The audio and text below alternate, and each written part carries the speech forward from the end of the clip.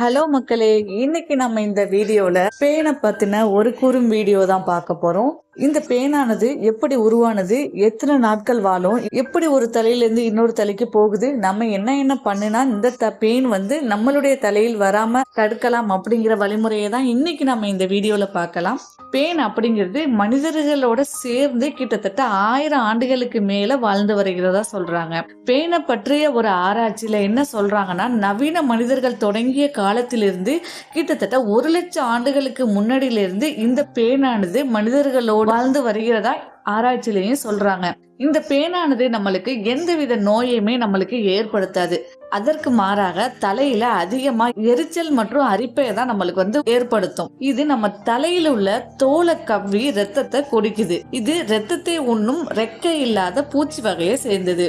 ஒரு நாளைக்கு சும்மா 5 to 10 முட்டைகள் வரையும் இது பொரிக்கும். அதுவுமே ஒரு வாரத்துக்குள்ள பேனாவும் ஆயிரும்னு சொல்றாங்க. தலையை நாம சரியா கவனிக்கல அப்படின்னா கண்டிப்பா நம்மளுக்கு பேன் அதிகமா வர வாய்ப்பு இருக்கு.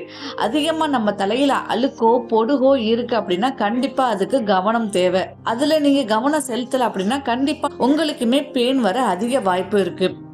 அடுத்தவர்களோட தலையில இருந்தவே இந்த பேன் நம்மளுக்கு கண்டிப்பா வர வாய்ப்பு இருக்கு. அது எப்படின்னா, அவங்க பயன்படுத்தின பொருட்களை, அதாவது அவங்களோட டவலு, சீப்பு, ட்ரெஸ்ஸு, இது மூலியமாவுமே மற்றவங்களுக்கு இந்த பேன் பரவுவதற்கு அதிகமான வாய்ப்பு இருக்கு.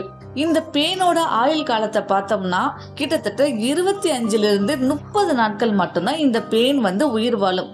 ஒருத்தவங்களோட உடம்புல அதிகமா உடல் சூடு இருக்கு அப்படின்னா கண்டிப்பா அவங்களுக்கு பேன் வர நிறைய வாய்ப்பு இருக்கு. இந்த பேனுக்கு 6 கால் இருக்கிறதுனால சீக்கிரமா தப்பிச்சு ஓடுறதுக்கு நிறைய வாய்ப்பு இருக்கு. சோ அதனால நம்ம எல்லாரும் தலைமுடிய ரொம்ப சுத்தமாகவும் ஆரோக்கியமாகவும் வச்சிருக்கிறது ரொம்ப அவசியம். சரி, இப்போ நம்ம பேனை பத்தி பார்த்துட்டோம். இப்போ இந்த பேன் வராம இருக்கிறதுக்கு என்ன வழி அப்படிங்கறத இப்ப நம்ம பார்க்கலாம். பேனுக்கு கண்டிப்பா கசப்பு தன்மை பிடிக்காது. சோ அதனால யாரு தலையில அதிகமா பேன் இருக்குதோ அவங்க வேப்ப எண்ணெயை பயன்படுத்தி வந்தா கண்டிப்பா பேன் தேர்ந்து விடுதலை பெறலாம்.